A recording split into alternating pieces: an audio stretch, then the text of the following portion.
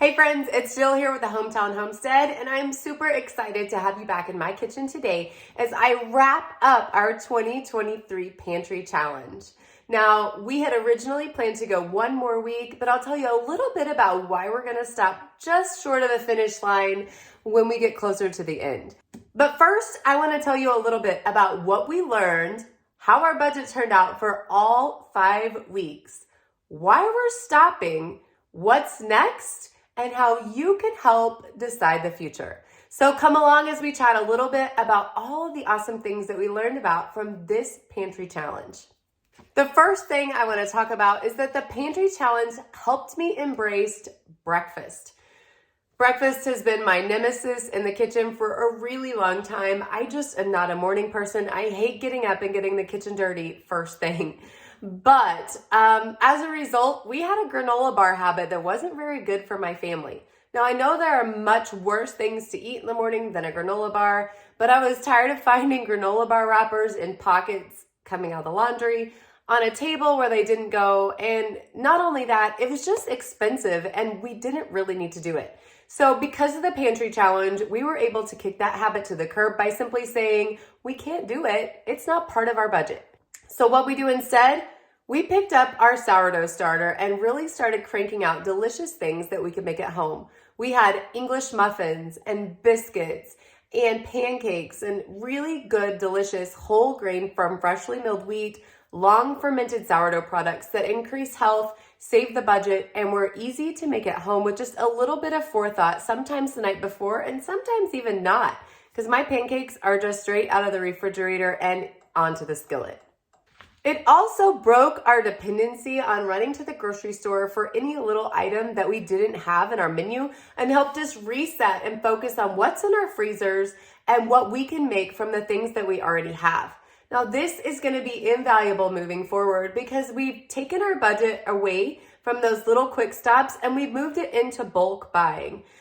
We already did a lot in bulk before, but now I'm able to see just how easily I could make even something as simple as butter be a part of my monthly huge order process.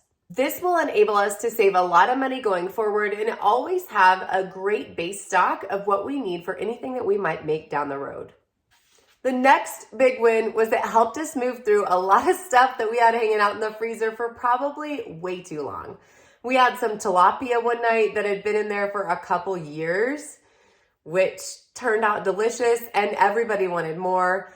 We also went through shrimp and some old steaks that were their vacuum seal was breaking, and just a lot of things that I had traditionally just passed over because maybe there wasn't enough, like the tilapia, for example. We only had 4 fillets left out of the package initially.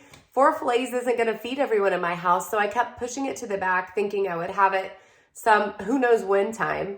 But we ended up really enjoying it just as is and paired it with something else that night. So we were really able to pull through our freezer stock and get rid of a whole lot of things that needed to move on, including frozen vegetables, meats, and just everything else that I've shoved in there, even some old bread, for example, because that is something that we needed to move on and make room for since we're now making all of our own homemade bread. The next thing's pretty cool because my kids have always loved picking out the color for their cupcakes for their birthday parties and getting them ordered either from a friend who bakes now locally or from stores in the past. But we decided to make my husband's cupcakes for his birthday since his birthday fell in the middle of our Pantry Challenge. And they were delicious. Not only were they delicious, but my kids really love being a part of the process. And they're already talking about how they can make their own. And one of my little ladies has been requesting colors for her sprinkles. And when can we buy them? Because she wants to make sure they're here in time. Since everybody else's birthdays are in the fall, we got a long ways to go before we need to worry about the color of her sprinkles. But for her, that's top of mind because she got to help make those for her dad. The Pantry Challenge also showed us where the weaknesses are in our food storage. We do eat quite a bit of dairy, even though I would have told you before that we didn't. We don't drink much milk, but we do use a lot of butter and sour cream and cheese, especially for our Friday night pizza night, which is one of the reasons we had to cut this Pantry Challenge a little bit short. I'll tell you more about that in just a bit. We also need more eggs, and we need egg storage. Now, one of my friends did give me a whole quart jar of freeze-dried eggs to try in my baking, and that has been a really, really good add. but we need our own chickens. And that's something we have coming in just a couple weeks, and the kids cannot wait to get them here. Now, of course, it's still going to be a few months before we start having our own eggs in the backyard, but we're really looking forward to having our own eggs in the backyard and shortening our supply chain just a little bit more. The next two kind of go together. The first one is it broke our dependency on processed foods and snacks. My kids absolutely love Lay's potato chips. And they cannot wait to have a sandwich and chips. They think that's like a delicacy, which is really funny and sad at the same time, because it wasn't that long ago I did the math on that meal and realized that we were spending more for a sandwich and potato chips than we were for steak and baked potatoes at our house. And that was absolutely infuriating to me. So being able to say that we're on the pantry challenge and we're not going to go buy a bag of chips to have with the sandwich for lunch was really, really good for us. They were able to get full on other things and not really push so hard for those chips because they knew they weren't coming. Now, it is one of the things that they're asking for since they know the end is near. We might get them a small bag here or there just as a treat, but it's not something we're going to keep in the house. And not only will it be better for our budget, but it'll be better for our bodies. We all know that there's nothing good coming out of those chip bags. The second part of that, and how I say they work together, is that it really helped us to reset our budget on grocery shopping and let us see how much of that stuff we really were grabbing. Even though, like I said, our family isn't one to just snack on junk, even the few things that we did do really added up. So I've started to see just what a big savings it can be when you actually cook it all at home from scratch. It's sad but true, friends. We're going to have to take control back at our own kitchens if we want to take control of the food budget at this point in the economy and with what's going on with our supply chains. The biggest win was bringing intentionality back into our kitchen. Not only did we have breakfast, lunch, and dinner at home, all but one meal over 5 weeks, but we also were able to set our meal plans out and make sure that we had a consistent flow and a good routine for everything going in our kitchen. This was a huge win because we all know that being around the dinner table with our kids is a great place to connect and build community with our family moving forward. But I will say that the meal planning and prep was the biggest help because 5 o'clock never rolled around without me knowing what was for dinner. I have this menu board back here behind me, and we always know what we're having on Monday, Tuesday, Wednesday, Thursday, Friday, every night of the week. We can see what's for dinner, and then my kids know we're going to have some version of those leftovers available in the refrigerator anytime they want something for lunch throughout the week. So just knowing what to expect was a big, big win. And being able to get all of our meat, for example, up and ready in the fridge so we didn't have to worry about getting something thawed out the night before was always a big blessing to us in prepping out that meal. So now the big question is, where did our budget come in on all of this? Now, if you remember at the beginning, or if you've been following along, my goal was to feed my family of 7 on $20 a week spent at the grocery store. I have to confess, we were a little bit over. We came in for all 5 weeks at $116. So if you break that down, the total was $23.20 per week. So I blew the budget by $3.20. But that is such a huge change from where we were before that I'm absolutely thrilled with how that turned out.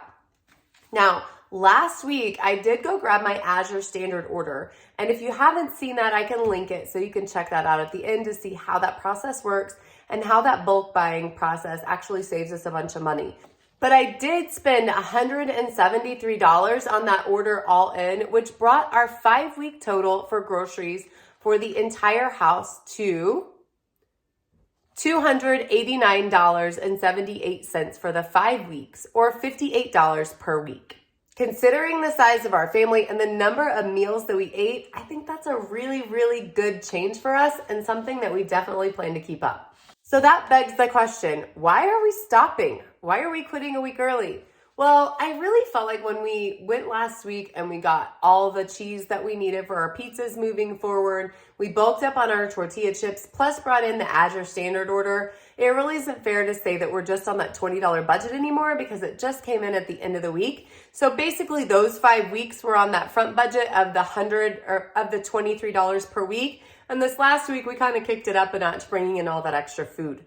The other reason I'm quitting, let's be honest, getting the camera out for every single meal isn't easy. It adds a lot of time, and I just want to cook for my family right now. So what's next for us? Well, this last week, I posed a question to all of my personal friends on my Facebook page and asked them what the number one hurdle was for them cooking from scratch really healthy foods for their families at home. Now, I'm going to ask you that same question as well. What is the biggest hurdle? Make sure to put that in the comments below because I'm using this information to see kind of what direction my next series is going to take. But for my personal friends, the biggest hurdle time and time again was time. They don't have the time. So I'm planning to start a new series called Real Food Revival, where I help you see just how easy it can be to incorporate healthier from scratch meals back into your family's life. So I've developed a love for my food over the last 5 weeks and nourishing my family, and I really want to help you do the same. So I'm game to help you find ways for time management or addressing your other concerns as well. But are you up for it? Are you interested in taking back your home and bringing everybody back around your table? Well, if so, this is where you need to be. Subscribe to the page and hang out, and make sure to share this with a friend because where we're headed next is going to be a lot of fun and hopefully will change the way that you nourish your family. It's about to get good, friends. And with that, I'm going to leave you. This is going to wrap our 2023 Pantry Challenge and take us in a new direction moving forward. So thanks for hanging out with me today and spending time, and I hope to see you back soon.